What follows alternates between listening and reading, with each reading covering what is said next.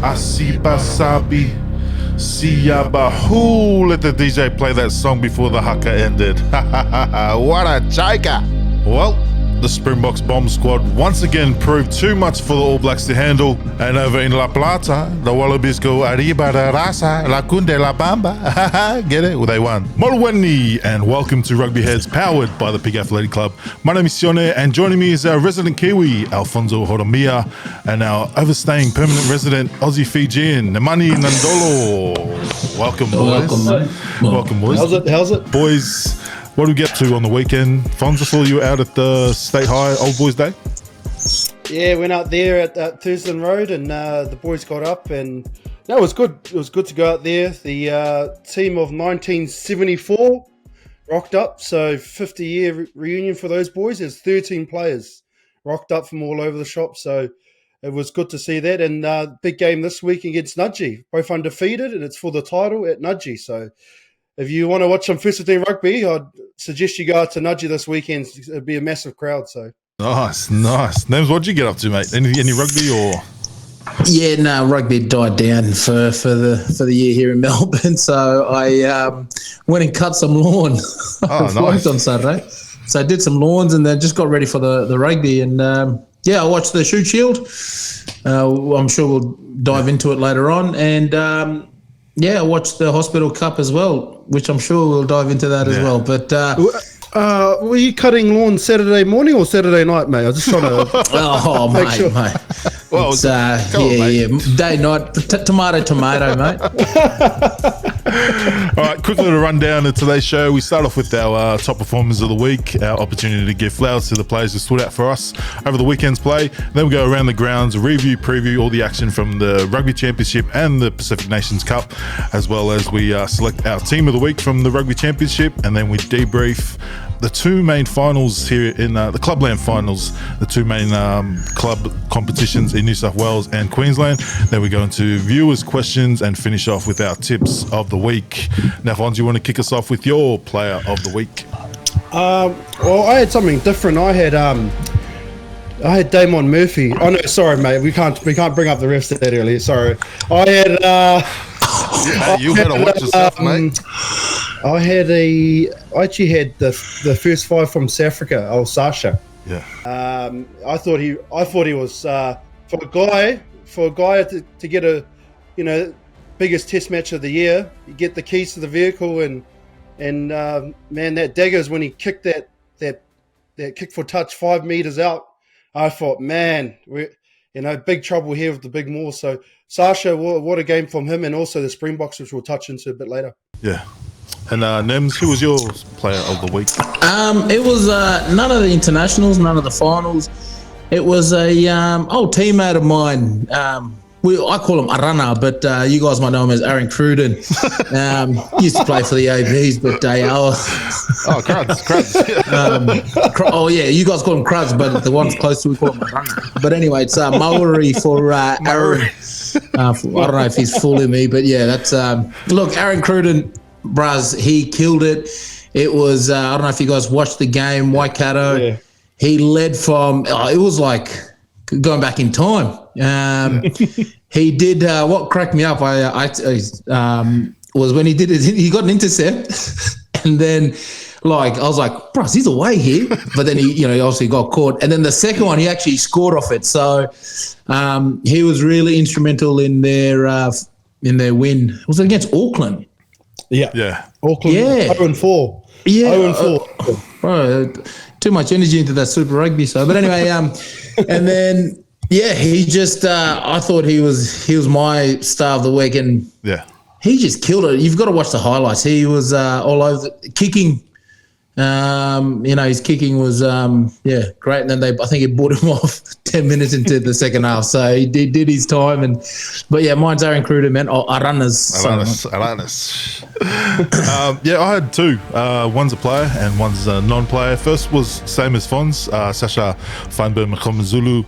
I thought, at his age, like the big occasion, and him facing DMAC and Bodie, which I'm sure he would have been looking up to as a youngin, to step up and just, mate, poked his head through a few times through the line, and even his kicking game, like when he put that one in behind when they're rushing from the outside. I thought, mate, you got to have balls to actually pull that off at his age, and mate, he had a great game, and I can see why Rassie put him at number one on the depth chart now after not seeing any of his games during the club season. So, mate, he's got a big future ahead of him. He reminds me of Quade Cooper, like young Quade Cooper, but with a humble head on him, on his shoulders. So, mate, big future for Sasha.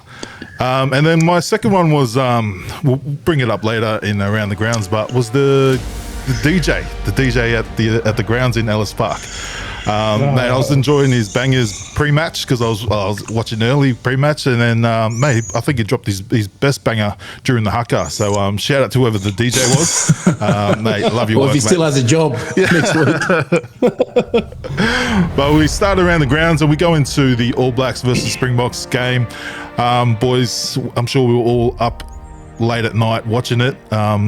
Nem's thoughts on the game, and who stood out for you? Yeah, I was.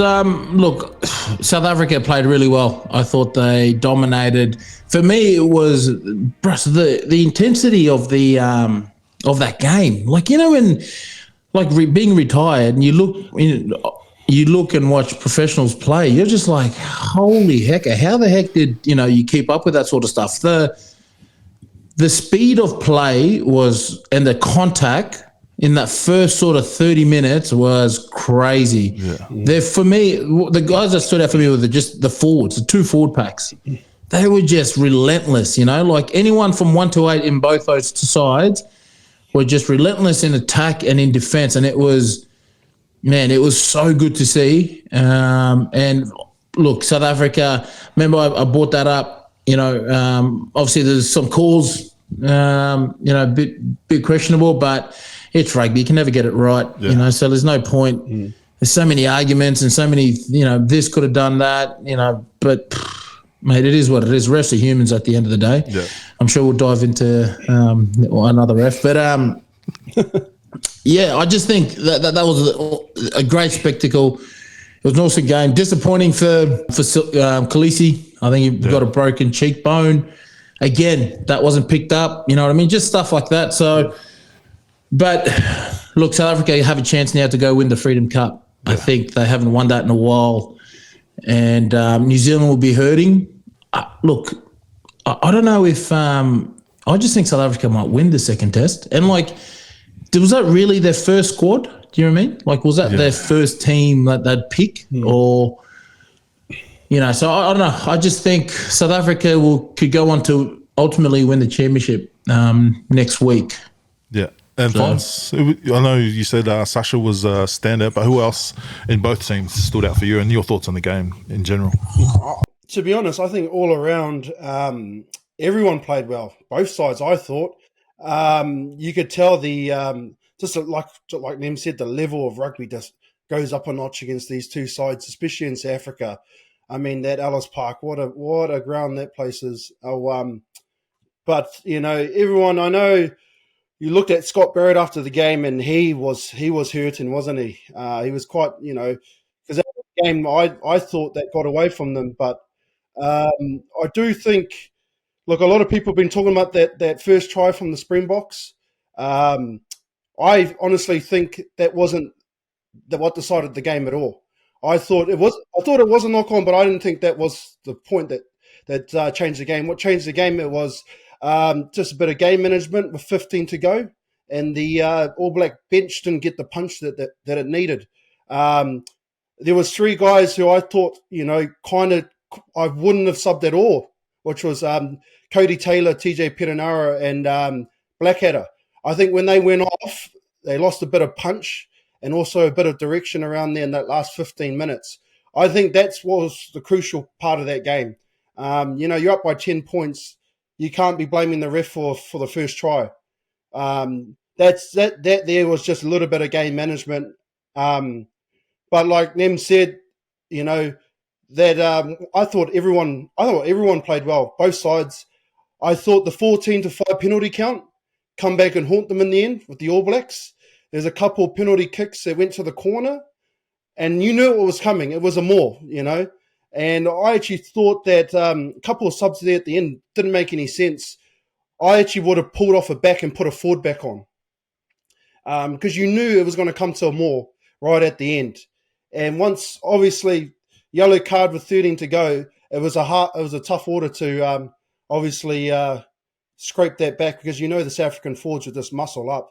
I take my hat off to South Africa. What a gutsy win it was in the end. I saw after the game, Rassie was quite happy. But man, I reckon it's going to go up another notch this week in Cape Town. You can just feel it. Watching videos, the All Blacks land in Cape Town, they got a huge supporter base in Cape Town. There's a lot of Black South Africans that really love them in Cape Town. So I think it'd be, still South Africa, they're at home favourites, but this weekend's going to be massive again. Yeah, I thought, like you said, I thought Rassie's use of the bench was a lot better than Razor's, because I thought when Samipeni came on with like 9 minutes to go, I don't think that's enough time for him to do damage on the actual game. I thought Razor probably used his bench more as a reaction, because I thought the All Blacks had the game in hand with like 20 or like 25 to go, but then obviously the Saffers bench, like Quagga Smith, mate, probably one of my favourite players of all time, and South African players of all time. When he came on, scored the try, and then there was Grant Williams who came on for the box as well, just around the park. I think he was a lot better than Reinach, but you needed that at the end of the game, because I think, But on the haka, I think TJ, like when he gave away that penalty, like just yelling at the ref, because he did it at the start, that first phase that they did, but the ref didn't pull him up, but he was yelling at the ref the same way. But I think it was a reaction from the haka, because you see after the haka,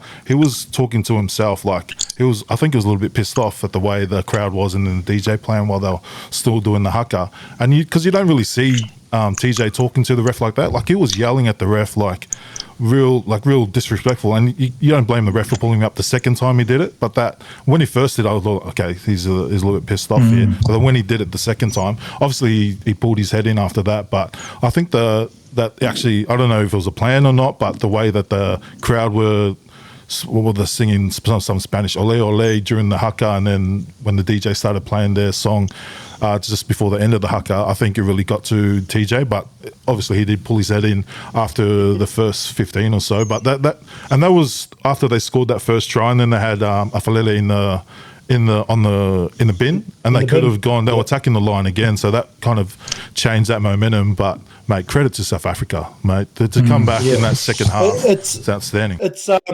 because you actually saw when he yelled like the first 10 minutes of the game at the ref. And you know what halfbacks are like, aren't they? But obviously that ref wasn't taking any of that. But just on the haka, I've been looking at a few comments over the last couple of days, and I don't know if it's just the media trying to wind it up a bit, because let's be honest, ain't no one's asked the Māori about what they thought about the haka. Yeah, I was just about to ask you, mate. No one's actually asked any Māoris. It's all been media outlets putting it out. I just think, tops to South African rugby to come out and apologise. I didn't have an issue with it personally, and I know most Māoris that I've talked to don't have an issue with it. Obviously, it was just a bit of a timing issue. What are you going to do? Tell the plane to go do another loop? You know what I mean? You know what I mean? It was just it's a bit silly, and I know South Africa, they wouldn't intended to do that during the haka. It was just a bit of a time issue, and that's all it was. They were also celebrating I think it was 30 years of democracy in South Africa. That's why you saw the colours come out when the plane flew across during the haka. But look, I wouldn't read much into other media outlets about disrespecting the haka and stuff. I mean, the only opinions I think you should be asking Māoris what they actually think about the response to the haka. South Africa have always respected it, and I just think people need to move on from it. But if they do it again in Cape Town, do you think it's like if the crowd roar and you can't hear the haka? Oh, look, I have no issues of anyone singing over the top. You have it in Europe all the time as well. Yeah. I mean, every country's different. I mean, a haka is a challenge. Yeah. That's what it is. It's a challenge to the opposition. How the opposition perceives it is on their terms. True, yeah. You know what I mean? And South Africa have always stood there and eyeballed. Yeah. Other countries in the past, like Wales, they've obviously, just stood there after the haka. I think Campese actually ran off and did a warm-up back in the bloody 80s. Yeah, and you know what? Those two incidents that happened, they all got pumped by 50. So, yeah.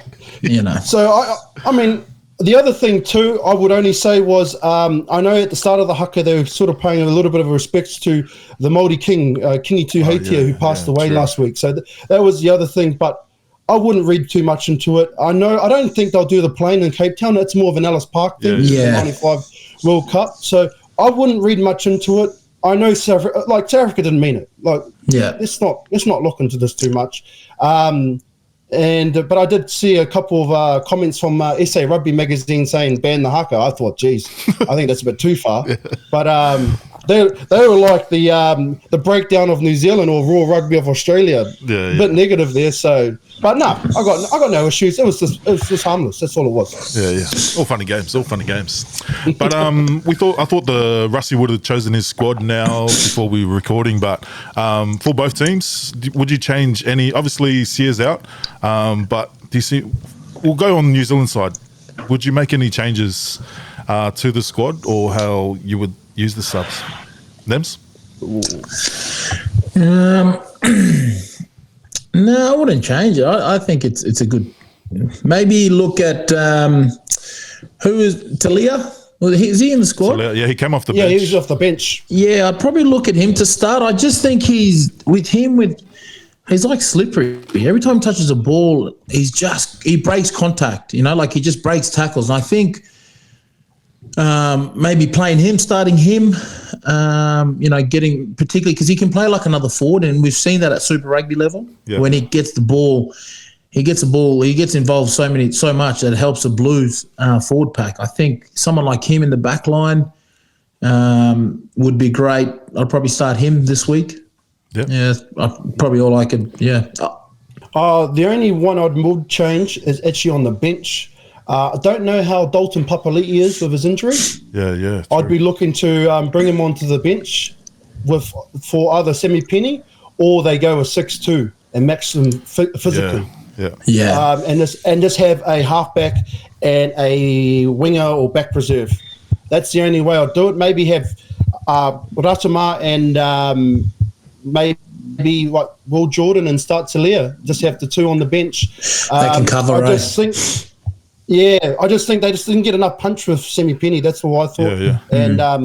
And that's. But I know Dalton Papali'i's got a hand injury. I'm pretty sure. So I'm not too sure how that works. Yeah. Actually, how do you think Sam Cane went? Because I thought he was like when I was a bit tentative when they actually made him start, but when he's obviously his first few contacts, you're like, okay, this is why he's there. He's just like Hunter Paisami in defence. He doesn't want to go not even 1 inch backwards. He wants to win that contact. Do you think he's kind of cemented his spot for another chance to start next week? Yeah, no, I wouldn't change that back three at all. I thought, if anything, keep him on for as long as possible. Yeah. I thought Blackadder was another one. He was immense. They struggled to get over the gain line at times. That's just South Africa's defence was so strong. But they were asking a lot of questions, obviously, in shape and attack, where I thought Australia could have asked a few more questions, but I wouldn't change that back row at all. Yeah. All right, and now finish off with match predictions. Nems, who you going? I'm going to go...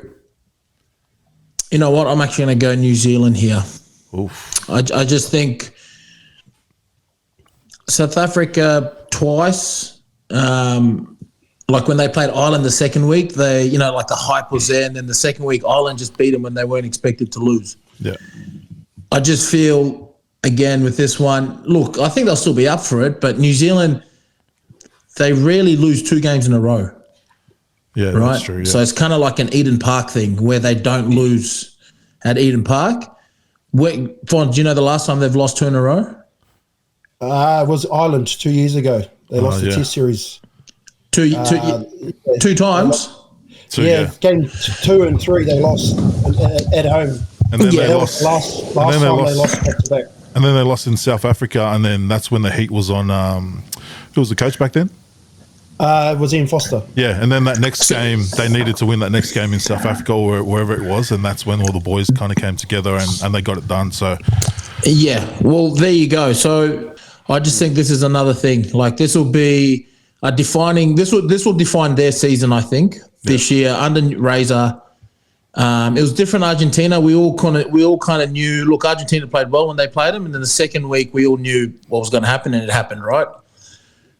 But I just think this week is the game against the Springboks in Cape Town is defining season for them for this year. And I just think they might just come out firing and edge them by. It'll be a close one, very close one. Fonz, you're backing that? Yeah, no, I got the All Blacks just, but this is going to be close, like them said. I just think they're just obviously there's a bit of the beast is a bit wounded, and they've got a bit of feeling about them this week. I reckon. You could tell that there is some tension there after that loss. They were quite dirty. Look, South Africa are always going to turn up again. Yeah. Interesting. Their team will be named sometime tonight. Yeah. So it'd be interesting what sort of movements they'll do for South Africa. So. Yeah, I reckon Rassie will roll in the B team just to even if they're going to win, it's like, oh, it was against our B team anyway, so what of it? Well, I think the biggest thing too is not having Sia there. I think Sia not being their leader, inspirational leader, and he plays well. I think him not being there is massive for them as well. So it'd be interesting to see who they be captain. Would it be Eben or Steph? Dutoy, yeah. So it'd be interesting to see. But yeah, like you said, the B team, C team, D team, they're still the Springboks, so they've all won World Cups. Yeah, so for our punters, if I'm outvoted here, so lock in the All Blacks 1-12. I would have gone the Springboks just because I don't think the Springboks played well and they still won the game. So I think they're going to actually play well next week. I thought Diolende was massive, and I think he'll have another great game if he plays next week. So, if you want a smoky bet, put it on the Springboks 13+. All right. Well, you just said that first. We wouldn't have said anything. No one asked, but yeah. Listen to all of that, and then he just said 30+. Oh, you stupid idiot, mate. Oh, mate. Oh, remember this after the game of the weekend, mate. Oh, mate. So we've got to come back to this. All right. Over in La Plata in Buenos Aires, the Wallabies got home in a close one, right on the buzzer against Argentina. Thoughts, boys, names, thoughts on the games and who stood out for you? Big for Australian rugby. Big for rugby in this country. The fact they won away. Argentina's probably the same level as us in terms of where we're at in the world. It was, as you can tell by the score line, I just thought they tactically played really well in the wet. They held the ball, and they were just clinical. I thought still a lot to work on, but yeah. Look, for me, Jake Gordon was again standout for me. I thought he played really well, and he's a leader without being a leader, if that makes sense. I've always been a big fan of him, but I just thought the first sort of 10, 15 minutes, they played really well, and that weather would have been shocking to play. So, but like I said, Argentina probably disappointed. I probably thought they'd be a bit better, but that was for me. But just glad Australia got the win because we needed that. Yeah. For rugby in general, we need the win. Who cares about who we're playing as long as we win, and we got that. So yeah. Yeah, I was just going to say I was going to bring up Jake Gordon as well. I thought he had another great game at halfback there, but it was a bit tit for tat that game. And it could have gone either way. Very wet in those conditions. Again, a little bit clunky. You look at some of the things the Wallabies were doing. Obviously, they got a new captain again, and Harry Wilson, and then they had changes. I thought Hamish Stewart went not too bad for his debut as well. But, that is a huge win. You take that. You take that 1-point victory. Brings the morale up in that team. I got a special mention to Augustine Creevy. That was his last game. 39 years old, had his debut in 2009, and he's the most capped Argentinian player of all time with 110 caps. What a player he's been for them. And he come on in the last 7 minutes at flanker. They had a few injuries right at the end. So, Augustine Creevy, what a player he was. And it was obviously for him, he would be a bit upset that they didn't get that last one for him. Yeah, I thought we were lucky to get away with that one, but I thought our boys stood up. I thought they improved from the first 2 games against the Saffers. I thought Kala Tizano, outstanding. I think he got 2 steals and topped the tackle count in both games, I think. And but I really liked Len Ikitel. I could see his building back to where he was. Like the best Len Ikitel we got for the Wallabies was when Dave Rennie was in charge. When you saw Ikitel coming in, going into first receiver, second receiver, which is where we got that first. He set up that line break to set up that first try. But I think Ikitel is standing up and getting back to where he was in the Wallabies' best. But we'll get into more of the players in the team of the week selections, but changes, or it was wet weather footy, so you didn't really get to see what it's going to be like. But would you make any changes, boys? Nems? I'd probably like to see McDermott start. Tate. Just something different. But then have Jake finish. Finish. Yeah. I think that'll be pretty. Because I just think he's a bit live wire, but then when Jake comes on, slows things down, and just dictates. So that'd be one, but I don't think they'll change it. But I'd like to see. I'd actually like to see Hamish Stewart stay again. I think, one game he played. I thought, like Fon said, he had a solid game. He did what he needed to do, and I think another week there will be good for him. And I'd like to see him stay. I mean, I wouldn't bring anyone. I'd like to see him stay. Is Charlie Cale injured? No, I don't think so. Well, we haven't seen much rugby from him. I thought he had a great Super Rugby season. But if he's not there, I mean, Harry Wilson did nothing wrong, but I think someone like Charlie Cale would be a nice add-on. Not too sure. But the other one I'd actually put in, and it's obviously we've been talking about it quite a while, is obviously putting in Donaldson for Lolosia. And have a bit of a change there, especially after they've won the first game. I think if they didn't win the first game, they'd be under a lot of pressure to get any victory in Argentina. And it's not officially hawking Noah altogether, but just giving someone else a bit of game time in that position. Yeah, true. I'd go more Noah. Like at the start of the game, he was a little bit shaky, and like some of those balls that he was passing put those boys under pressure, and then got us stuck in our 22. But then towards the second half, I thought to myself, I was actually thinking, he's actually beginning to believe in his powers. Like he was doing some good shit. So I think he needs more time under the saddle.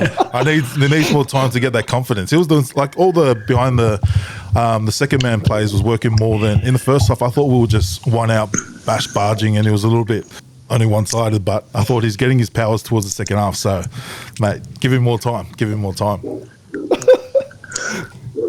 And then, finish off match predictions. Nems, Wallabies? Look, I'm going to go Argentina this week. Okay. It's predicted dry weather, so no raining? Yeah.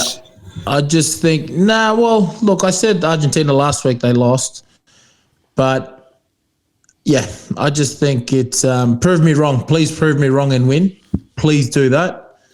But, I'm just going to go Argentina. I just think, they're hot and cold.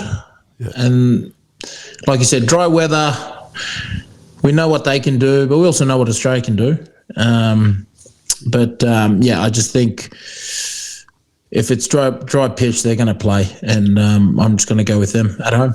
Okay, all right. Judas and Fons, who are you going for? I got the Wallabies again, and I actually got them by a bit more. Yeah, I think there's still plenty in the tank for the Wallabies. that's still just like I said before, just a little bit clunky, and a lot of things they're doing. Then nowhere near, obviously, the potential we know they could be. But I think Wallabies by a little bit more, still 1-12, but not the close 1 point margin. Yeah. Yeah, I think it's Wallabies 1-12 as well. I think in dry weather with Belly and Nella starting the game, our set piece is going to be dominant. So I think we're going to get some ascendancy there. So we're going to trump our pros' predictions there. So for our punters, lock in the Wallabies 1-12. Yeah, watch the comments come through. We'll clip that up. Yes, clip it right up, Tony. Oh, mate. While we're on the Rugby Championship, let's select our team of the week. Now we go through positions 1 to 15, and then we go through we select the player, and then if you guys have anything different, then by all means debate it. Now at number 1 I have Angus Bell, 18 tackles and 1 turnover win at the ruck. I thought set piece he did well in minimal time that he got. I think he came off before the 50-minute mark, but I thought he got through a heap of work. You boys have anyone different? Surely South Africa or the All Blacks. Which one, mate? Yeah, I thought Ox. The Ox was his mate. He's come on. Oh mate, it's pretty tight. You'd have to pick one of the Springboks or All Blacks boys, I think. I go the Ox. The Ox, yeah, mate. He was, all right. He was like immense. Yeah. Mate, that game, if we're picking forward, boys, he comes out of Ellis Park, surely. Yeah, Belly, if you're watching this, and clip that. I know your Belly, mate. No respect these guys, mate. Mate, 18 tackles. Nah, Belly, I love Belly, Bruce, but come on. It was... Mate, they were swimming in goggles. They were playing in goggles, man. I'll just go 18 tackles as a prop, mate. This props do 4 to 5 max, which is what Ox and all those boys did. I'm just saying, Belly, mate, outstanding work, and I see your work, but mate, we'll go Ox. I thought Ox was probably the dominant out of all the props. Oh well, the SAFA props were dominant out of all the props. So we'll lock in Ox. I'm sure our South African listeners will be happy with that one. Hi. So we've got, Lou said we've got Ox and G. Okay, at number 2, I couldn't decide between the 3. I had Malcolm Marx, Bongi Mbunombi, and Cody Taylor. So, oh boy, mate, I so want to pick Marx. But the problem is they don't play long enough. They sub each other off at nearly half time. But still do damage. But you know what? Marx has been doing that. I know. Yeah, Marx has been doing it 2 weeks in a row. He's been doing it for a couple of years, actually. I think they all start with Bongi, and then they bring Marx on. But I thought Cody Taylor played 65 minutes. Boys, remember Bongi got a touchdown, NFL touchdown, mate, in the first half. Oh, like I said, that touchdown. We got him, mate. I thought he spiked the ball. Mate, I actually thought it was a try, mate. There's no separation, or maybe my TV's a little bit blurry. I thought it was play on, mate. No, you got to update your TV, bros. You got the... We'll go with Malcolm Marx. Yeah, Marx. Because you could have picked him last week as well. Yeah, Marx. We'll give it to him. All right, lock in Malcolm Marx. Yeah, last time, round 2, we had way too many All Blacks, and then, all of the comments were, did no one else play, mate? These guys are from New Zealand, mate. Well, I'm from Goodna. We might look like Kiwis, mate. All right, at number 3, I had nobody else but Franz Malherbe against a dominant All Blacks prop against Tamaita Williams. This guy was making him squeeze, and you can see Tamaita going, help me a few times, mate. Wow. I know, as Alou said, when he's going, help me, get the ball out. And that was because of Franz Malherbe, mate. He's a freak. Yeah. He's a freak. Actually gets around the park decent. He made a few chop tackles, and I'm like, holy mate, I would have just stood next to the ruck, mate. That's one job. But yeah, lock in Franz Malherbe.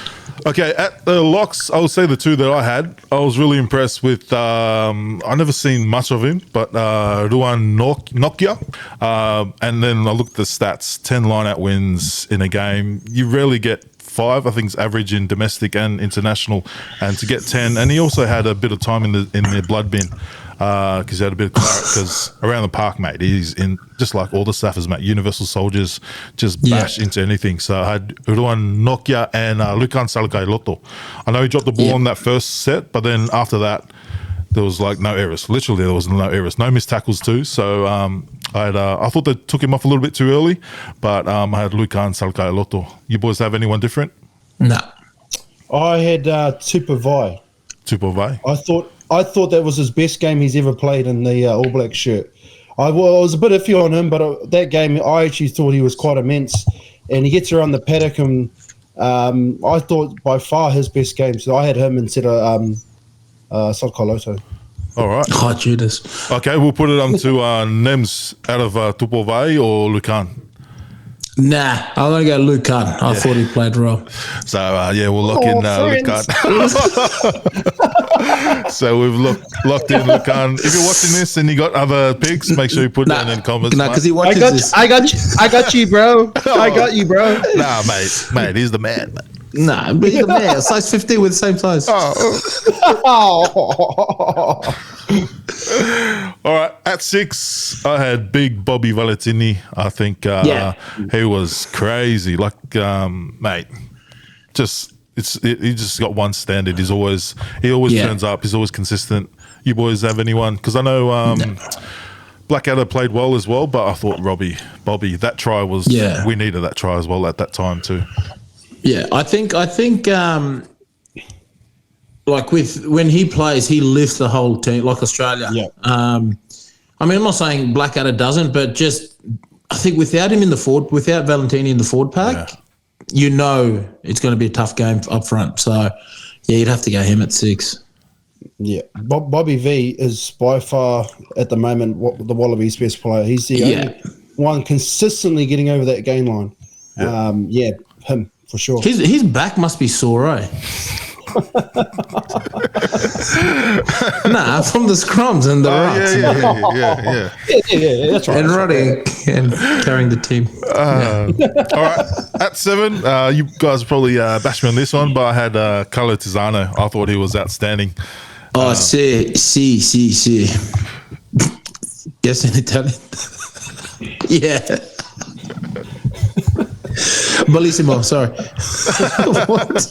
Yes, Tizzano. Fonts, Mate, I got no issues with that. No missed tackles. No missed tackles. No missed tackles at all. He's going to be the 7 for a long time, I think, with Australia. Oh, I know Fraser's coming back soon. Oh, Fraser, I didn't think of him, sorry. Well, for him to get those 2 turnovers as well, I think,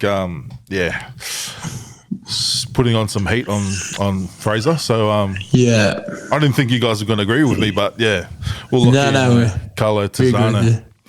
And then number 8, mate, I thought this guy was crazy. He's back from suspension.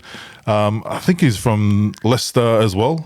Jesper Visser for the Springboks. Oh yes. The big friends. So, yes, I've got my Leicester Tigers hat. Sorry, sorry. Mate, I thought he was. I've always been a big fan of his, and then, mate, he looked bigger than the All Blacks boys. Yeah, he's a big boy, isn't he? At number 8, he should be starting next week too. Big fan of him as well. Man, he carries hard. That man carries hard. So you guys agree, or? Yeah, I agree. All right, lock in Jesper. Okay, at number 9, I had 2 in there. I had Jake Gordon and Grant Williams off the bench for the Springboks. You boys have anyone different? Yeah, Grant Williams played well too, eh? No, I'm going to go Jake.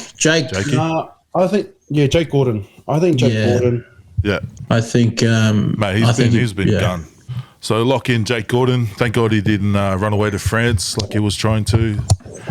And at number 10, I had Sasha Feinberg Zulu. Oh, yes. Yes? Yes, man, yes. Yeah. So lock in Sasha Feinberg Zulu. And then on the wings, man, I only had Caleb Clark, and then the other wing, anyone's a guess, because no one really stood out other than Caleb Clark to me. You boys have anyone? Nah. No, not really. I didn't think. I thought Jordan, actually, Kurtley Answer, and Colby were pretty. No, I wouldn't say quiet. Just you didn't see much ball go their way like Caleb did. Because the two wingers I think two Safa wingers got injured, didn't they? Keatley Aronson got injured. I think he's itchy and doubtful this week too. Oh, right, yeah. So, yeah. To be honest, I'm not too sure. What about the other game there, Sione? No, it was similar with Marika. Like, he still went hard, but he didn't really have many chances. Same with Callaway. Argentina? No. It would have to go to one of the other Springboks wingers. Yeah. Kobe, maybe. Give Argentina a token player. Yeah, surely. Oh, wow. We'll put it in the chat. We'll see. We'll put a few names in. See who's gonna. We'll even put Nem's name in. See if he gets picked. So we'll put it to this IG story. If you're watching, get over to the Big Athletic Club IG story, and we'll put up a bit of a vote. Por favor, mi amigo. And then at number 12, Damien Diolande. Mate, crazy. Yeah. Yep, locked in. Damien Diolande. Surely your 13 is going to be his partner. Oh, I had Lenikitau. I just thought he was huge for the Aussies. So you guys. I thought the All Blacks. I thought Ioana did well, like through contact. He showed why he was there, and then Creel defense, mate. He was massive. So yeah. Who you guys think? I'll go Lenny Kittel. Yeah. Yeah. They all play well. They all played well. All right, yeah, we'll go for my one there. Lenny gets out. Yeah. I think Tony's picked this team this week. Nick. Yeah, I think he has, man. Yeah, mate. I already know people are going to say, nah, too many Aussies in that team. Okay, and then at 15, I had Apalele Fassi, Springboks 15. Even after a yellow card? Yeah, mate. 2 line breaks. I thought he was confident running the ball back and actually did well. I thought I was a bit iffy why they didn't put in Leroux, or is that his name? Yeah. Leroux, but mate, I can see why Rassie likes him. And fast. He's fast. Yeah. What about Tom Wright? Nah, he was pretty quiet. I don't think the conditions kind of suited the backs in that game. But Bodie was all right. But I think he had 2 big missed kicks that went out in the full that kind of outside the 22, which kind of brought his points back from my side. Well, which website did his points come down from my side. Yeah. Disclaimer. I've got to see this website. What points? Which one? Oh, mate. All right, mate. This guy's got his own point system. So what do you reckon? Go on. Fullback has to be. Yeah, the Samoan South African fullback. All right, that's our team of the week. If you think guys we need to go get our head checked, make sure you let us know in the comments, and we'll see you. And take rid of the abuses, mate? Yeah. All right, now over to the Pacific Nations Cup, starting off with Tonga versus their long-time foes, Samoa. Samoa put on a clinic in Apia against a vastly inexperienced Tongan side, winning 43-17. Boys, thoughts on the game and who stood out for you guys? Yeah, Samoa. Yeah, they just, you can see the levels there are a bit different. You know, Samoa's a few levels above Tonga. Disappointing, I guess, from Tonga, but I guess they're rebuilding. What really, like for me, it's like we're watching Mitre 10 Cup. It's Mitre 10, yeah? No, NPC, yeah, the NPC. Like you're watching some of the Tongan players, internationals, and Samoan internationals playing those comps. You're just like, yeah, why are they not playing in the Samoan or Tongan comp, like in the PNC? Like these are the sort of players that need to be playing. You get what I mean? That frustrates me a little bit because, like, I get it. Maybe they're trying to do a rest period, but mate, they're not the All Blacks. They're not, the Wallabies. You got to play. Like, I just think, it was frustrating to see. Samoa, they came back. Tonga came back, scored those 17 points in the end, which was promising. But Samoa just put on a show, and You think it's a timing issue? Like this comp probably could have gone in that space where Tonga was playing the Reds, and this is before the NPC started. They had those few weeks when I think it's when the Wallabies were playing. Who came? Wales and Georgia. That's when these games should have played, because they only play 2 games and then they go into finals. So this is where they could have played these, and then the boys could have still played ITM Cup. NPC. So I think that's where this could have happened, because this Tongan team, like, no disrespect, but a lot of these boys will not play for Tonga ever again. This reminds me of when the Tongan team played All Blacks during COVID, and we couldn't get our European players back. So Toto was calling or just searching clubland for anyone who's Tongan and putting these boys in. Like, no disrespect to these boys, but I don't think any of them, and it actually looks bad on some of the boys that are actual pros that are coming back to put in their time. Like, it's making Ben Tamefuna look bad, like with the scrum going backwards, obviously, because it's not first class second rowers, you don't have first class hookers, and it's making those boys sort of look bad. But on the upside, I think 1 or 2 of those club players probably are standing up and probably deserve to be in a pro system. But for most of them, I don't think. I think it might have been a timing issue with these sort of games. But is it because of the the World Rugby have a window? I forgot the name of it, where they've got to play for Tonga, or they get released to go play. That's where I thought they should have played this comp. Yeah. Whereas now it's outside the window. That's why the European, there you go. Like Fekitoa and all those boys have gone. They came back to play those games against Italy and Spain. Yeah, against Italy and Spain, and then they went back to Europe. And then some of the boys, I think Ben's just doing his preseason in Tonga, so he doesn't have an actual off season. And then he goes straight back to France. But I think that window probably could have suited better for this sort of comp. Yeah, and the thing is now, because at the moment you'll see all the internationals are on this side of the world now, isn't it? So Super Rugby, everyone's not playing Super Rugby. Clubs just finished, so they've got theirs. Whereas, unfortunately, for Samoa, Tonga, even Fiji, but it doesn't Fiji have the Drua, so they're not really too, behind, they don't get affected too much. Is that all your major big name players go back? Yeah. So that's, like you said, the window, they should have this PNC, because it's not, they only play 3 games. They should have it in that time, and then everyone can, that way, it's more competitive. And, it lives up to the hype that the organisers have done in these ads and commercials.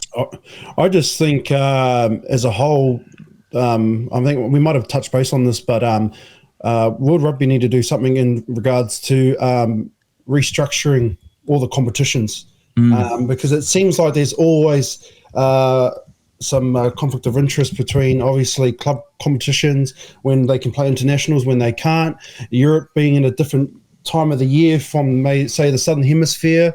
So it's just a bit of a mess with the obviously how obviously domestic and international rugby are all sort of clashing all the time. I tend to agree, because they have a month off and then they start this. Yeah. I mean, some of these guys are playing in Europe. You might as well just have it all at once, especially in the window. But that's, I think, a different discussion altogether. But look, it was, to be honest, that Tongan team was struggling, wasn't it? It was quite hard to watch that Tongan team, because we know they're a lot better than what that scoreline reflected. I thought the halfback from Samoa, he played well, I thought, for Manu Samoa. But you could tell they just need to do something in regards to restructuring all the competitions and actually get them all on the same page. Yeah. Well, World Rugby, you should be watching. So, take note and trademark. Do you always catch the other game, USA versus Canada? No, I didn't watch it, no. I saw a bit of highlights, but, I mean, the US got up. But to be honest, it looks like a 2-horse race in that competition, and that's Japan and Fiji. And I think that final might be in Japan. Tokyo, Chichibinomiya. Yeah. So, and let's face it, I mean, those 2 teams are going to enter that new world competition that we're going to run 6 teams in. And to be honest, those 2 teams look like they could come into the Rugby Championship and be comfortable there too. So Yeah, it'll be a test to see how Japan are actually, because USA actually they're looking decent. They've got a few Irish guys and Safas now qualified. Who, because I think the scoreline kind of flattered Canada a bit more than the actual game, but. Yeah, we'll see how they go. And then match predictions, Tonga versus hosting Fiji in Nuku'alofa this weekend. Yeah, Fiji by 25 plus. Yeah. I don't think we need to go further on that one. It's Fiji 13 plus, I think. And then Japan hosting USA, Japan 13 plus once again. Yeah, we all know what the finals is. Yeah. All right, now to the juicy Clubland action in the Charter Hall Shoot Shield for the non-Aussies. That's the Premier Club competition in New South Wales. We had the Eastern Suburb Beasties. They snuck away with a 1-point win over Ironside's back-to-back runners-up Northern Suburbs in front of a packed house at Leichhardt Oval. Them's thoughts on the game and who stood out for you? Yeah, it's disappointing for Norse to go to the finals, and it's hard to go to a final once and lose, but then to go twice and lose. You've got to feel for some of those guys. From what I've heard, I think some of those guys wanted to retire after they, won. Yeah. Or tried to win it, and then they've gone. So maybe we'll see them again next year. But I just think East. Like, I didn't know they had so many Waratahs players. Yeah. Well, some of them have come back. Like that's where, I think the last few weeks or throughout the whole season, all the clubs they're still crying over it. They're saying they've been calling them the Real Madrid of the competition, buying players because they got a point system in Sydney, and they're saying that they've gone over it, but. I don't think they've gone over because some of the boys that come back like Fergus Lee Warner, he's come back, but he actually played for the Beasties at Colts back in the days. Yeah, and he had to Lancaster. play for a while. And then there's got the other boys, but even if I don't think we have it here in Queensland. Even if they are over the point system, who cares, mate? Who cares, mate? Exactly. Like Charlie Gamble, he's a local. Well, no, he's not from Christchurch, but he's a local. I think his points went down. Ironside said it, I think, last week because he's come from Subbies because he first played Subbies here. Ah, that's right. And then he went to East, and then he got picked up by the Tars after he already played for East. So, look, East were good. But just North had their chances. Yeah. And just didn't take them. I just thought. Just the same things that they did in the last year's final in terms of taking the opportunities. They didn't take them. I probably thought they would have went for goal, for shot a few times. Didn't. And I guess it's, that'd be, you got to feel for them. But it's frustrating to go to a final and lose twice. Some of us probably been to one, you know what I mean? But I guess credit to East, Jack Bowen and Teddy Wilson, Teddy Wilson, they led 9 and 10 potentially. They'll be there in professional. At the Waratahs, obviously Teddy's going to be. He's behind Jake Gordon and Bowie's behind Tane. It was. Apparently, it was really hot. I know Brisbane was hot, but apparently it was hot up there. And atmosphere was good. The crowd was good. But, just disappointed for North, man. But, I saw some of the East fans. Some of them were pretty hot. But what do you think, Fonz? What do you catch the game? Yeah, I watched it. What a good game. Game of two halves, was it? Yeah. East in the first half and then North's coming home. I actually thought they got it at the end there, and he reached out and scored the try. Yeah. I thought he had it, and you just see the ball bounce back up, and we're like, oh, no. It was similar to that Springboks try. Jokes. Oh, but look, what an atmosphere out there too. Massive crowd. Yeah. How good's club rugby in Australia? It really is the beating drum of rugby here, isn't it? So... Wow. Yeah, Nems mentioned all the Tars players. I think they all stood up for East, but I think North's, there's some smoky players there that probably get a pre-season over at the Tars if Dan McKell was watching, and I'm sure he was. That North 7, I'd never really watched most of the North's game this year. How quick is he? Ed Timpson, mate. He's from England. Oh. I think he was Harley Quinn's Academy or Exeter Academy. Sounds like North's over the points here. They got a few British guys in their team. Yeah, no, he's actually from the UK. He played really well. Won't be too long. I was saying the same thing as you, bros. I think Tars need to have a look at him. I mean, obviously they got Charlie, but he can play 8 as well and 6. Man, he's quick. He is quick. Yeah, he was quick. But how funny! I was reading on Facebook just the Shoot Shield page, and just everyone talking about the point system. Yeah. And obviously I don't know it because I'm up here in Queensland, but I'm just like, it was quite ruthless. Yeah. Half the stuff that was getting said, and oh man, it's quite comical. It's still going on now, I think. That was like Sydney Uni of 5-6 years ago. Their team from 1 to 15 were all super rugby players. Like, you can't tell me that Izzy Folau came through the academy system. No, he went to Sydney Uni TAFE, mate. Oh, that's right, the Marsden campus, Marsden campus. So, you know what? Each to their own. If you want to go play with your mates, go play. That point system is... Because obviously it's a joke. Let's face it, it's a joke because they get penalised and then they come back and said, oh, nah, because the games that they went over the limit, they were winning anyway. So what the hell? So forget about it. Guys are commenting and, abusing just leave it, mate. It's just there to look good. Yeah. We don't get it up here because we just get on with it. Battlers. If we had points here, Norths would be negative, and then what? West will be over, well over the points. West will get kicked out like goal. You see the grades. You go from West. You got the Colts. They're all Balangis, and then you gradually go, and then you go to the first grade.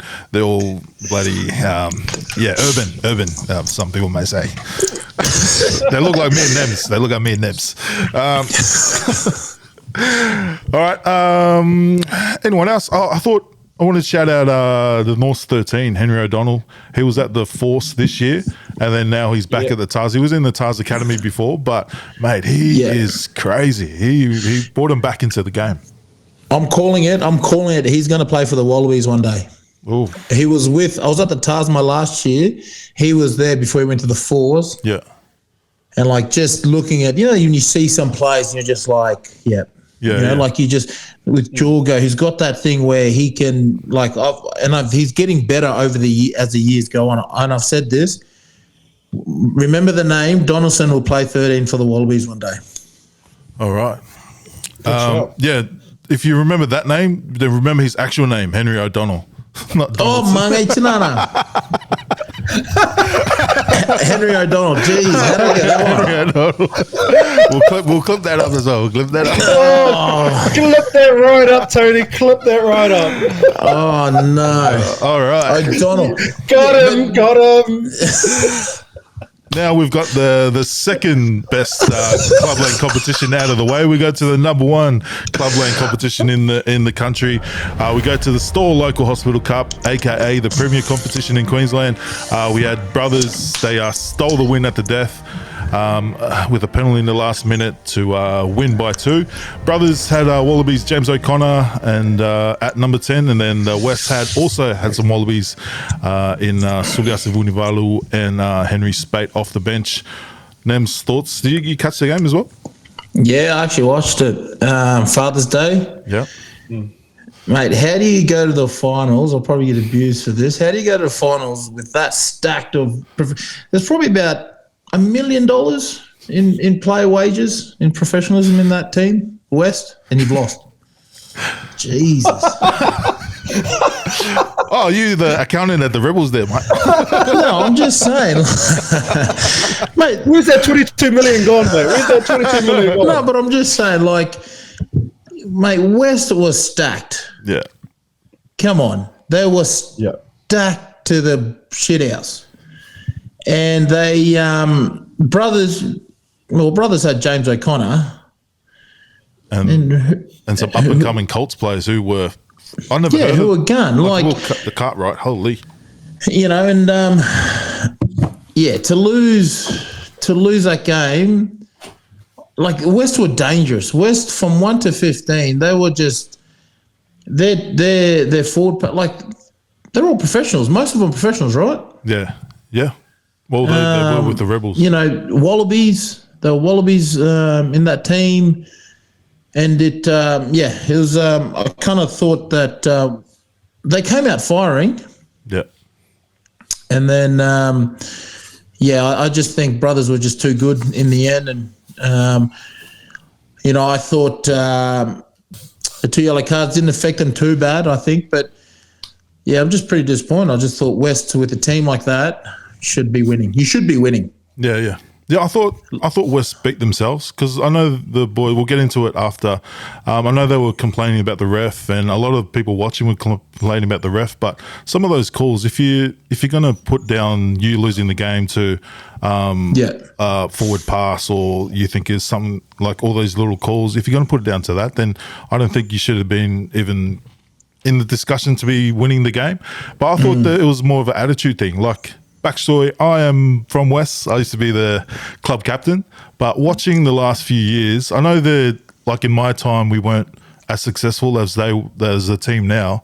But when I watch the West now, it doesn't remind me of like what we were back then. Like we were all working class sort of club, and then like we were the good guys. I know we were losing in the field, but we're like at the moment now, maybe they were just doing it because they were playing Brothers, but just some of those stupid penalties that they gave away where they forced the error, and then someone that didn't even force that error came in and just shoving the players, and then obviously he's going to turn the penalty away because you're just doing non-rugby plays. I just think something's going on at West, like culturally. I'm not saying something's got to be done, but I think some of the older heads need to pull in some of the boys, because I know some of these boys that did it, they're not like that. Like they're not like that.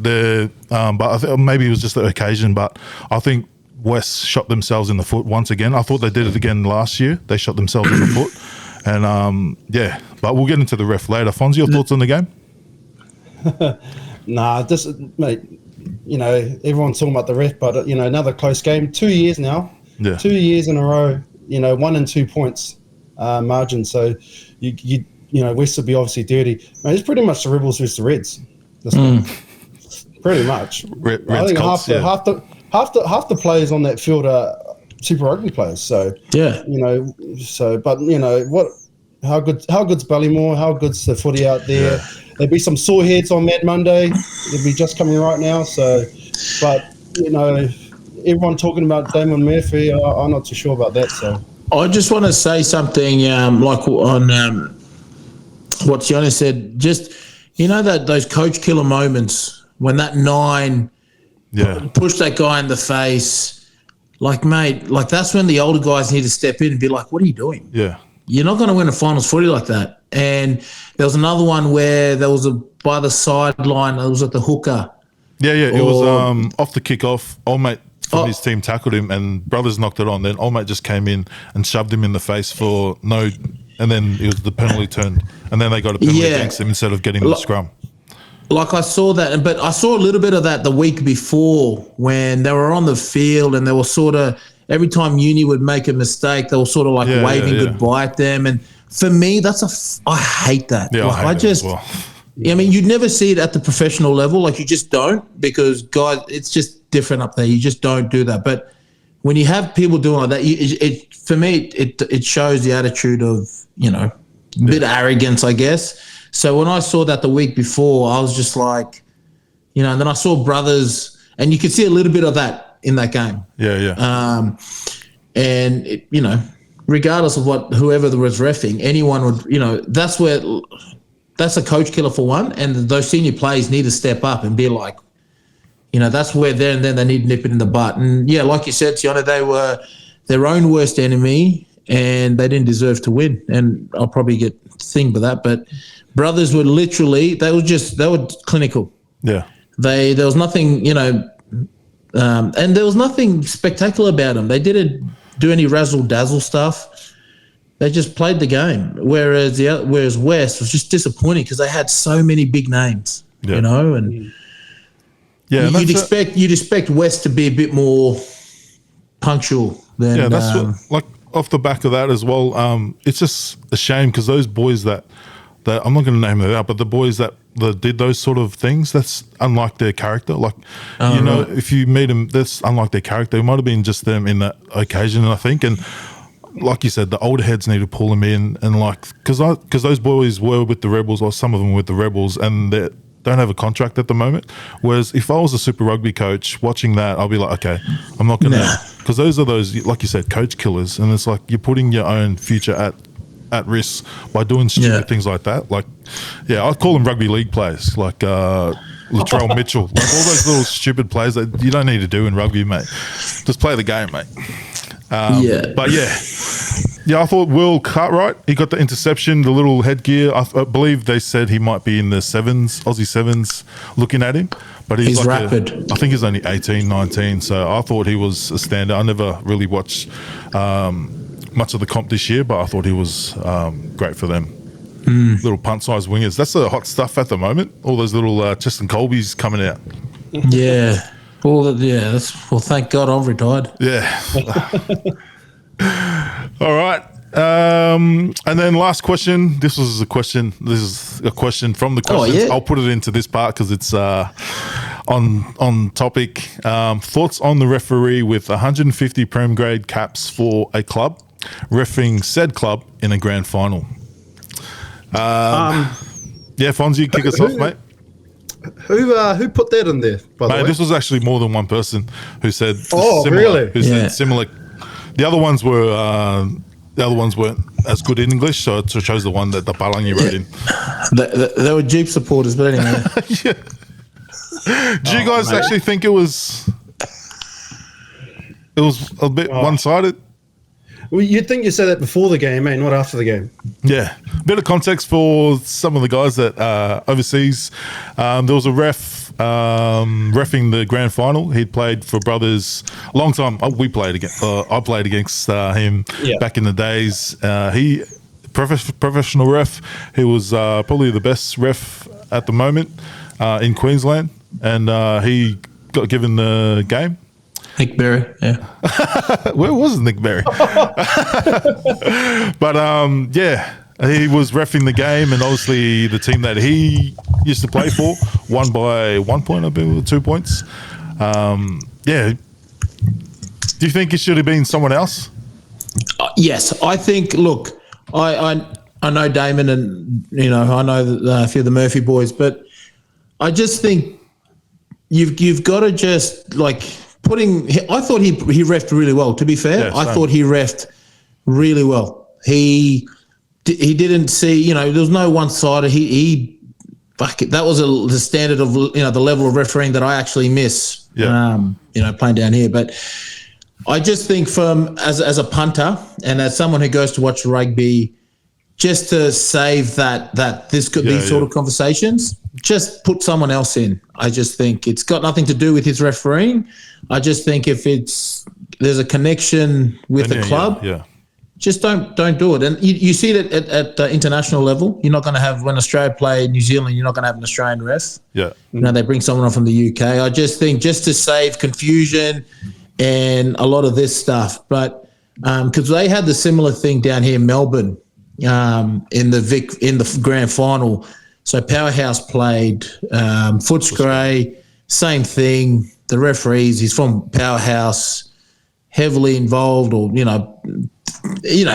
all sorts of things. He's involved with Powerhouse. So when this happened, all the chat around the field was, he's a Powerhouse ref and all this and that. And again, you're always going to have that doubt, and you're going to have those conversations, and you're going to have that thing where everyone's going to be like, well, this is bullcrap. They've won. I just think to save confusion, if you've got a connection to a club, don't ref. Just don't do it. You know what I mean? Because it just kills, it dulls the game a little bit,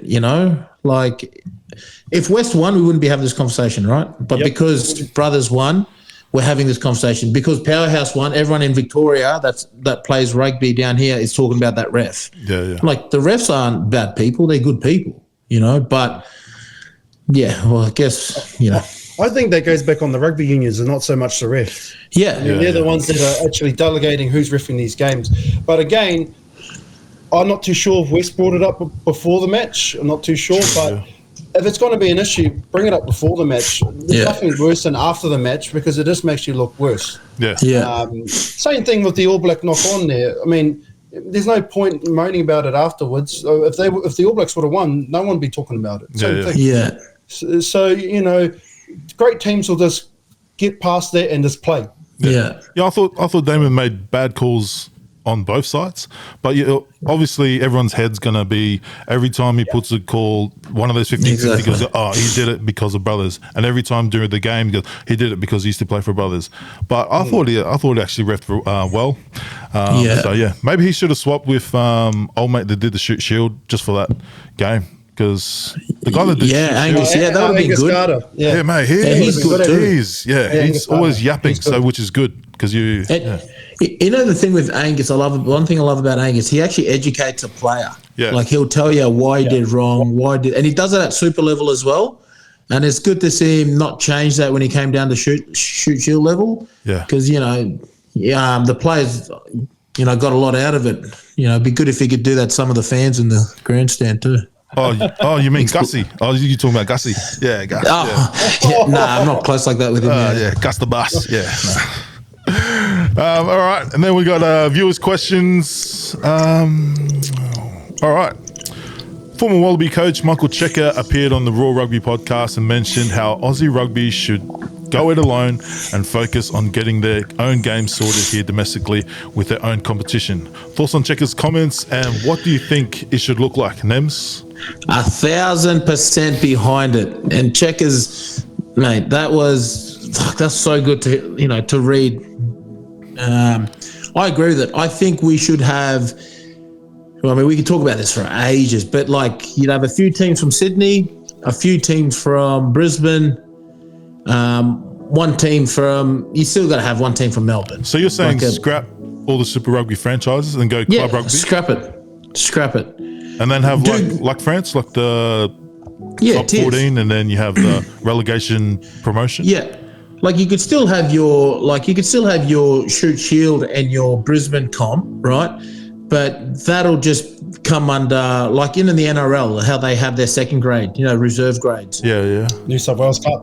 New South Wales Cup. So you just have that, and then just say Jeeps will have their professional team, and then if you don't make that professional team, you're coming down to play Reggie's or you're coming to play in the Brisbane comp. Do you get what I mean? Yeah. So no one misses out. So you're still getting best of both worlds. Like Sydney, they charge $50 to get in to watch a game anyway. So if you've got the professional, they $20. Sorry, $20.50, same. Holy. They charge the shoot shield. They make a killing, mate. Tell you what. You'd have that. Just say, for instance, Jeeps, right? They'd have a professional team, and then if you don't make that professional team, you go down and play reserve grade, which is still first grade. And then you still have your first, second, third, fourth. So guys can still feel that, you're part of it. But then you'd have your cap 30 players or whatever, 20 players or have you do it. But then have a few teams from Sydney, Brisbane, maybe one from Perth, one from Melbourne, and then just do it like that, one from Canberra. And then you just have a club. And I just think clubs, because you know what, there's actually wealthy people involved in their clubs, like your Manleys, your Norths, your Jeeps, your Easts. You get what I mean? So if it becomes a chance to be a stakeholder in a club, you'll be like, I just think that'll be so good, man. Imagine seeing like Sydney Uni play, I don't know, Jeeps. On a Saturday afternoon down at Yoku Road. Yeah, shit. Oh, actually, we did do that. We beat them, but sorry. That's all right. That was a long time ago. Sorry, my bad. On a weekly basis, and the field. Some of these grounds now in Brisbane or Sydney are like top notch. Like Jeeps have done theirs, East have done theirs. Sunnybank have got the facilities, and you get now you're getting 3,000-4,000 people to these small stadiums, and then bang. It becomes like, And then as you got, like you said, the promotion relegation, it gives clubs like Norths who are playing for the Wooden Spoon every year sort of something to play for because they're playing clubs their own level sort of thing. So Penrith Emus make a comeback and play against Norths sort of thing. Well, then you can go first and second division. What I mean? Second division is those guys, and make it, just tell the clubs, like, look, you can be in it, but you just got to have the money and the funding to do it. Not, I'm sure the towns will get behind them. The little cities will get behind. Penrith Council, City Council, like, right, so cheap. Our team's going to, you've got Sunnybank City Council or whatever. Yeah. But, like, they'll get behind it, man. It'll be surprising. And I just think Checkers we've been talking about it for years. Not an NRC comp. Scrap that. Not an NRC comp, but an actual club comp. Like NPC. Or even go as far as maybe do a combination NPC in here. But, yeah, I don't know. Fonz, what do you reckon? What do you reckon the Kiwis should do if we break off, Fonz? Mate, I'm sure they'll be all right. To be honest, it's interesting because I agree. I think Super Rugby, its ship sunk. Yeah. It really has. The big thing that Nems is talking about is the history and tribalism within club rugby in Australia. I think we all saw that on the weekend. Yeah. That is something that just doesn't happen overnight. NRC, you had these teams. No one was attached to these teams. I don't think anyone in Sydney gave two hoots about the Sydney teams in NRC, from what I'm hearing. Some Street Shield teams back in the day weren't too happy about it. There's a few issues with that. You break away and start your own comp, there's going to be some huge financial loss behind that. The other thing is too, if you're going to have a Australian club comp, which I really love, I love the idea, say 4 from Sydney, 3 from Brisbane, 2 from Canberra, 1 from Perth and 1 from Melbourne. The problem is that you'll get players from all the other clubs will go to the strongest club. And because they want to play, let's say you're in Melbourne, Powerhouse, they're going to go play next year in that comp. I'm going to go to there instead. You might see a lot of that. Players gravitate to those teams. But from a New Zealand point of view, they should have never gone away from that back in 96. The NPC was actually massive to the point where it would be like the NRL back in the 90s as well. I mean, they were getting sold out crowds back in the day in the NPC days. And they had 3 divisions, 1, 2, and 3. And that was promotion relegation. Yeah, they did have that, eh? So my family's team, Ngāti Pro East Coast, they're in the 2nd division. They're the smallest provincial side in New Zealand. Only 6,000 people live there. And, but that's the grassroots. People have more, like I was just saying before, more attachment to their provincial sides than they do with Super Rugby sides. Because let's face it, in New Zealand, it's a lot different, the landscape it is as in Australia. In New Zealand, your Super Rugby side is mainly based in that city. So, for example, the Chiefs are based in Hamilton, but, cities like Tauranga, New Plymouth, Pukekohe aren't getting any game time. So you're actually losing that connection between the grassroots and professional. And actually both countries, I think, would benefit going back to their own domestic comp. Because let's face it, when an Australian and a New Zealand team play in Super Rugby, people aren't really interested. They rather watch their own derby games. I think Queensland and New South Wales, when they play, how exciting. People rather go watch that. Canterbury versus Auckland game, people rather go watch that. And the NPC has lost that aura where, when I was little, I was a 6-year-old going to watch Waikato play, 25,000 sold out, Ramfurly Shield game. It was like the city would put on a big parade down the street before the match. That's how big it was. Wow. Once it went professional, that all went out the door. And that is the biggest thing is what Nems was talking about, just that tribalism and that connection with your club. And you look at it. You look at Ballymore and down in Sydney. Yeah. Look how big those crowds were. They care about those teams. A lot of those guys don't even go watch the Tars or the Reds. No. True. Fon, do you think if they do split, so like from a New Zealand point of view, would the boys would they just go back and go play NPC? Yeah. To be honest, there was a time when that happened, and it was during COVID, and they couldn't play. Australia had the Super Rugby comp. You look how big that Reds Brumbies final. There was 40,000 people. And because people were interested, because our teams are winning. Same as in New Zealand, they had the 3 Barrett brothers playing for Taranaki. They haven't played for Taranaki in over 10 years. They won the Ranfurly Shield off Canterbury that year. And those to those boys, it means a lot to them. I know there's All Black players that want to actually play in the NPC, but they can't because of the Rugby Championship. Really? So it just shows you, it really is a huge connection. I'm a huge fan of the NPC and club rugby here in Australia. It is thriving. School rugby and club rugby in both countries are thriving. The NPC, it used to be that, like I said before, but like I said, during COVID, those All Black players that come back, people are interested because they're not going to watch NPC if, the All Blacks aren't playing this week. So it devalues the competition in itself. So, but again, it's a money thing. New Zealand, they don't have enough money to have 14 NPC sides. It's as simple as that. Australia, would they have enough money? At least they have the backing of the old boys. But some players would actually go to Japan, would lose players because money. It's as simple as that.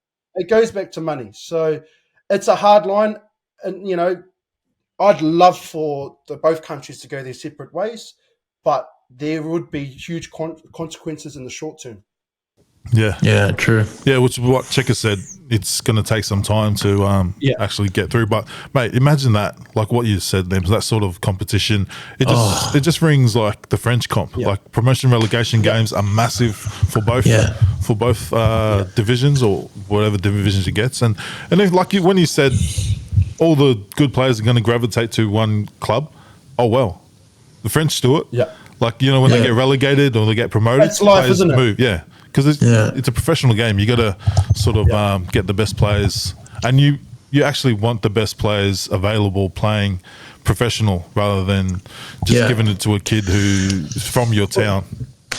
Hey, Sonny, you just have to look at the AFL and NRL. They come from the grassroots, from their cities, aren't they? So those fans are connected to those franchises through the years. That's what the NPC used to be. That's what the club rugby used to be. Guys like Tim Horan playing for South. Some of those crowds back in the 90s and 80s, how massive were they? Liner for UQ. Those were great memories of club rugby. Yeah. Well, just watching that final on the weekend, like a lot of those Eastern Suburbs fans, I know a lot of them are not rugby union. They don't watch Super Rugby, but they're fans of East just because it's got that pull. And it's also got sort of a link to the rugby league club, Roosters, Eastern Suburbs. So that's why you see, man, that hill was packed, chock-a-block. All right, if you got any questions for next week, make sure you head over to our, or put them down in the comments, or head over to the Pig Athletic Club Instagram page and DM us somehow. All right, all we got left is our multis. Fonz, you dropped out last week, so we went from missing one the week when you were there to missing a few last week. Starting off with Bay Plenty hosting Manawatu. Who are we going? Bay Plenty. Bay Plenty. Nems, you got anything to... Nah, mate. Yeah. Auckland, can they go winless and after 5 games? They're hosting North Harbour. Ooh. Derby. Battle of the Bridge. Battle of the Bridge, that is. Yeah. And I got Harbour again. Harbour. Mate, that one... Well, they lost. Didn't they lose to Counties? Yeah, no, but Counties had Nana Satura back, so he went on. Yeah. So we're going North Harbour? Are we? No, I'd go North Harbour, but I've been going Auckland. I've been going Auckland every week, and they've been losing every week.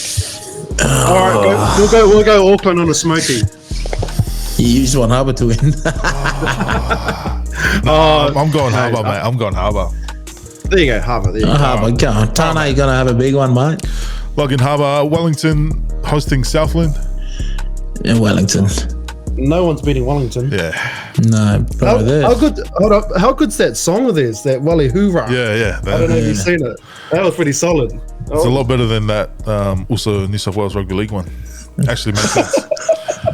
And then we've got Otago hosting Canterbury. Otago hosting Canterbury. Another derby. That's another day, yeah. This should be a close one. Where's that game? Dunedin or Christchurch? Dunedin. Oh, man, that's a bit close. I think Canterbury just. Ooh. Okay. But it could go either way. All right, we'll lock in Canterbury. Yeah. Undefeated, Hawke's Bay and Tasman undefeated as well. I think it's probably game of the round. Yeah. It's on top of the table. Let's go. Ranfurly Shield as well. This is the match of the round. Wait, who's playing for Tassie? Well, David Havili's in South Africa, so they're missing him. Yeah. They got Christie, they got Moore, the other Havili. They got Big Jim. Yeah, William Havili, mate. He's been kicking well. He's top point scorer. Hawke's Bay got some good plays though. Fakatava. Yeah. Mate, they almost got done though. They almost got done last week. Who's the Aussie boy for Hawke's Bay? From the Brumbies. O'Donnell. Yeah. O'Donnell. O'Donnell from North or from that's from the Brumbies. From the Brumbies. Oh, mate. O'Donnell is the same thing, mate. Look, I'll say this. Tasman. Yeah, I'm going Tasman, mate. Tasman. Far Manawatu gave Hawke's Bay a scare last week. Tasman. I just think Tasman. Yes. You think they're going to win the Renfrew? Yeah, mate. Yeah, mate. I think it's going to go. I think it's going to go back to Nelson. I don't know how long it's been since it's been in Nelson. So. Fakatava's. Oh. Yeah. Can Fakatava play for Tonga? No. Nah, if he doesn't play for All Blacks for 1 more year. No, so he's playing for the he's an All Black. Yeah, he is All Black. Hecker. But it'll be 3 years next year that he hasn't played since. Yeah, right. So fingers crossed. Fingers crossed. Good. So we're going Tasman? It's up to you, man. I'm going Tasman. Okay, lock in Tasman. Mate, people are watching this going, look at these three idiots picking these teams. All right, and then Taranaki hosting. Up, baby. Taranaki hosting Waikato. This will be a close one. Love my Mulu men, but Taranaki for me. I'm going Naki as well. I think Arana will have the week off after his performance last week. I was like, mate, just those ones are the old followers. Yeah, like, mate, look after your body. We'll see you next home game. Yeah, I got that a lot, pretty much every game. Oh, they were the best ones. Yeah, mate, just look after your body. It was a nicer way of saying, nah, you got dropped, man. Oh, yeah, had a few of them in my career. All right, and last game, Counties hosting Northland. Counties, bros, after mate, last week. After beating North Harbour, mate. But then again, they can turn it around and lose. Oh. Man, there's some close games. I know, man. I must admit. I'd say Counties at home if Nana Taturu's playing. If he's not, then I don't know. Because AJ's there, eh? AJ's playing for Counties. Yeah, he's from West Harbour. No, he's from Jeeps. AJ? Yeah. Oh, yeah, Alatimu. Yeah. He's the 10, yeah. See, like, again, how come he's not playing for Tonga? You Samoa, know what I mean? Samoa, yeah. Samoa. Yeah. But he was playing in the... I thought it was Tongan. Oh, we'll take him. We need it. We'll take him. We'll take him, mate. No, what Tongan? What am I talking about? There's a 10. No. It's he plays for Samoa, but the thing is, some of these guys actually play in the American comp, Major League Rugby. He's from MLR. So they're all the guys. So they're all, a lot of them that don't make Super Rugby. They just go there and then they'll just come back to NPC. After. Yeah. MLR. Yeah, right. How is that comp going? It's not too bad actually. I watched a few. The commentator's a bit. We'll try and get in there. We'll try and get in there next year. MLR. Yeah, nice. Yeah. San Diego Legion, though. Yes. All right, and that's our tips of the week. Make sure you lock them in, and then shout outs, boys, to end the pod. Shout out to my school, State High, who's going to play Nemza school. Whoever wins undefeated premiers. So good luck to those boys in State High. Saw that guy, Sualipa play. Man, what a talent. What a talent he is. So shout out to those boys. Yeah, you know what? I think I'm going to shout out to the Nudgy boys. Big premiership, State High. Always, every time when I played State High, they were all signed. They were all professional rugby players back then. So hopefully, I've heard it's still nothing's changed. But big game at Ross, 3 p.m. Yeah. Look, if you need some inspiration, just go on YouTube and 05 Nudgy where we played well in the first 10 minutes and then got pumped by Churchy 40-3. So just watch the first 10 minutes. On that note, mate, I might as well shout out my old school, Westside Christian College First 11 soccer team. Hope you guys do well this weekend, whoever you're playing. So, shout out Westside Christmas College. Boys, thanks for calling in. Guys, thanks for listening. Make sure you like, subscribe, give us a comment, give us a review, and we'll see you next week. Thanks, boys.